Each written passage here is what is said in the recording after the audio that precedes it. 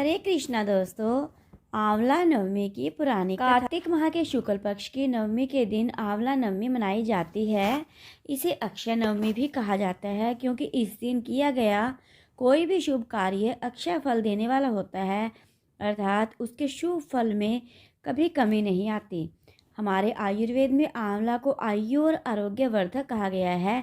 इस दिन आंवला के वृक्ष की पूजा करके उसके नीचे बैठकर भोजन करने का बड़ा महत्व माना गया है। इससे वर्ष आयु आरोग्य बना रहता है। इस दिन आंवला के फल का सेवन किया जाता है।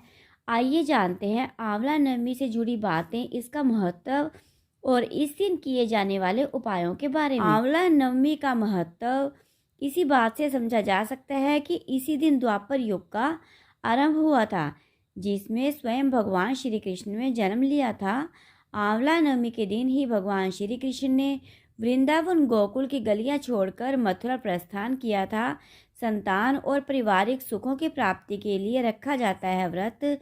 इस दिन उन्होंने अपनी बाल लीलाओं को त्याग करके कर्तव्य के पथ पर पहला कदम रखा था। इस दिन से वृंदावन की परिक्रमा भी प्रारंभ होती है। आंवला नवमी का व्रत संतान और पारिवारिक सुखों की प्राप्ति के लिए किया जाता है। यह व्रत पति पत्नी साथ में रखें तो इसका दोगुना फल मिलता है। आंवला नवमी के दिन स्नान आदि करके किसी आंवला वृक्ष के समीप जाएं। उसके आसपास साफ सफाई करके आंवला वृक्ष की जड़ में शुद्ध जल अर्पित करें। फिर उसकी जड़ में कच्चा दूध डालें। पूजन सामग्रियों से वृक्ष की पूजा करें और उसके तने पर कच्चा सूत या मोली 8 परिक्रमा करते हुए लपेटें। कुछ जगह 108 परिक्रमा भी की जाती है। इसके बाद परिवार के सुख समृद्धि की कामना करके वृक्ष के नीचे ही बैठकर परिवार मित्रों सहित भोजन किया जाता है। आंवला को वेद पुराणों में अत्यंत उपयोगी और पूजनीय कहा गया है। आंवला का संबंध कनकधारा स्तोत्र से भी है। आंवला नवमी और शंकराचार्य की कथा। एक कथा के अनुसार एक बार जगत गुरु आदि शंकराचार्य भिक्षा मांगने एक कुटिया के सामने रुके। वहाँ एक बूढ़ी औरत रहती थी जो अत्यंत गरीबी और दयनीय स्थिति में थी। शंकराचार्य की आवाज़ सुनकर वह बूढ़ी औरत बाहर आई।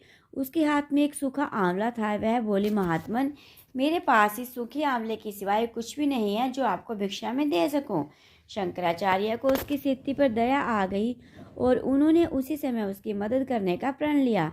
उन्होंने अपनी आंखें बंद की और मंत्र रूपी 22 श्लोक बोले। वे 22 श्लोक कनकधारा स्तोत्र के श्लोक थे। माँ लक्ष्मी ने दिव्य दर्शन दिए। इससे प्रसन्न होकर माँ लक्ष्मी ने उन्हें दिव्य दर्शन दिए और कहा कि शंकराचार्य, इस औरत ने अपने पूर्व जन्म में कोई भी वस्तु दान नहीं की। यह अत्यंत कंजूस थी। मजबूरीवश कभी किसी को कुछ देना भी पड़ जाए तो वह बुरे मन से दान करती थी। इसलिए इस जन्म में इसकी यह हालत हुई है।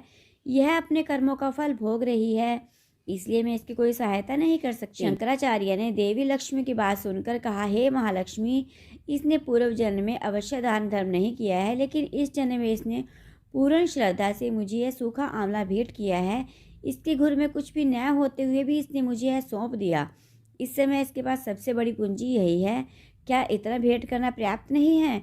शंकराचार्य की इस बात से देवी लक्ष्मी प्रसन्न हुई और उसी समय उसने गरीब महिला की कुटिया में स्वर्ग के आंवलों की वर्षा कर दी। तो दोस्तों, कैसी लगी आपको ये आंवला नवमी की कथा?